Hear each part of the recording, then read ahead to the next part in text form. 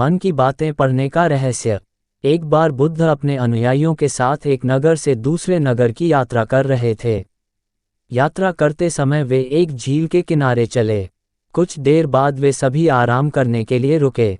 सब कुछ शांत होने के बाद उनके एक शिष्य ने उनसे पूछा, जब हमारे मन में परेशान करने वाले विचार आते हैं तो हम मन को कैसे शांत कर सकते हैं? बुद्ध पेड़ के नीचे बैठे थे और उनसे बोले, मुझे प्यास लग रही है। क्या आप मेरे लिए उस झील से कुछ पानी ला सकते हैं? शिष्य झील की ओर वापस चला गया और उसने देखा कि कुछ लोग कपड़े धो रहे थे। इसलिए साफ पानी लेने के लिए कुछ दूर चला और पानी इकट्ठा करने के लिए वहीं बैठ गया, लेकिन जैसे ही वह पानी लेने जा रहा था तभी एक बैलगाड़ी गुजरी और पानी गंदा हो गया। शिष्य ने इंतजार किया लेकिन वहां कुछ न कुछ चीजें चल रही थीं और पानी अभी भी गंदा था। इसलिए उसने मन ही मन सोचा कि वह इतना गंदा पानी नहीं दे सकता क्योंकि यह पीने लायक नहीं है, इसलिए उसने बिना पानी के वापस जाने का फैसला किया। शिष्य खाली हाथ वापस आया और बुद्ध को इसके बारे में बताया। 1 घंटे के बाद बुद्ध ने उसे झील पर वापस जाने और थोड़ा पानी लाने के लिए कहा। शिष्य झील पर वापस गया और इस बार वह साफ पानी ढूंढने में सफल रहा। उसने बर्तन में पानी भरा और वापस बुद्ध के पास लाया। शिष्य ने बुद्ध को पानी दिया और कहा, पिछली बार जब मैं गया था तो पानी में बहुत कीचड़ था, लेकिन अब झील की सतह पर पानी साफ है, कैसे?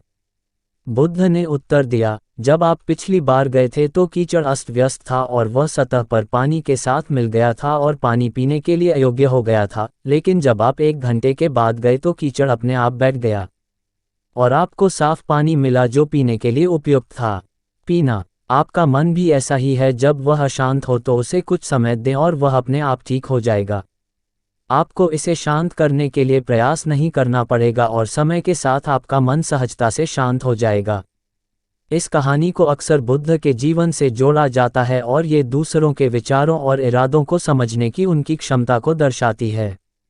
एक बार, उस समय जब बुद्ध जेतवन मठ में रह रहे थे, वहाँ एक भिक्षु था जिसके पास कुछ अलौकिक शक्तियाँ थीं। ये भिक्षु दूसरों के मन को पढ़ सकता था और उनके विचारों को पहचान सकता था। एक अन्य भिक्षु, जिज्ञासावश और शायद संदेह की भावना से अलौकिक शक्तियों वाले भिक्षु के पास आया और कहा, मैंने सुना है कि आप दिमाग पढ़ सकते हैं। क्या आप अभी मेरा दिमाग पढ़ सकते हैं? अलौकिक शक्तियों वाले भिक्षु ने उत्तर दिया, निश्चित रूप से मैं ऐसा कर सकता हूँ। जिज्ञासु भिक्षु ने तब एक यादृच्छिक वस्तु, एक कमल के फूल के बारे में सोचा और अपना ध्यान उस पर केंद्रित किया। उसने मान लिया कि अलौकिक शक्तियों वाला भिक्षु निश्चित रूप से उसके दिमाग को पढ़ेगा और उस वस्तु की पहचान करेगा जिसके बारे में वह सोच रहा था। लेकिन उन्हें आश्चर्य हुआ जब अलौकिक शक्तियों वाले भिक्षु ने कहा, आप कमल के फूल के बारे में सोच रहे हैं। जिज्ञासु भिक्षु चकित रह गया और बोला, हाँ, ये सही है। आप वास्तव में मन को पढ़ने की क्षमता रखते हैं।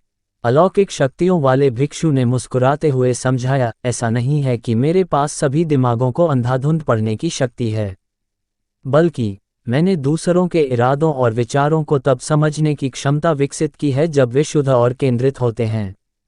जब आपका दिमाग पूरी तरह से होता है कमल के फूल के विचार में डूबा हुआ, मैं इसे स्पष्ट रूप से देख सकता था।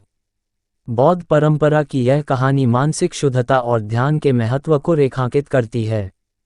इससे पता चलता है कि स्पष्ट और केंद्रित विचारों को उन्नत आध्यात्मिक क्षमताओं वाले लोग ही समझ सकते हैं।